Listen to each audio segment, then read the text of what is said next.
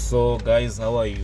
Aish, uh since I came here in South Africa, I was trying to figure out why most people in Zimbabwe call trucks gonyet. You see, so since then up to now I did my research.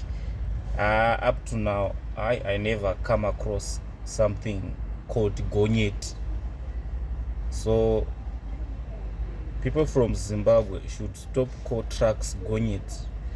There is nothing called gonyet.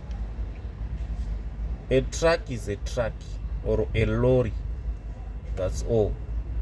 There is nothing called gonyet. Gonyet is a comedian. That tough guy, that tough lady. Yeah, she's the only person that I know called gonyet. But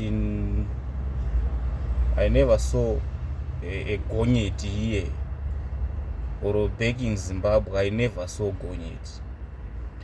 I only saw Scanias, Volvos, International, etc. Those are trucks, not gonyets.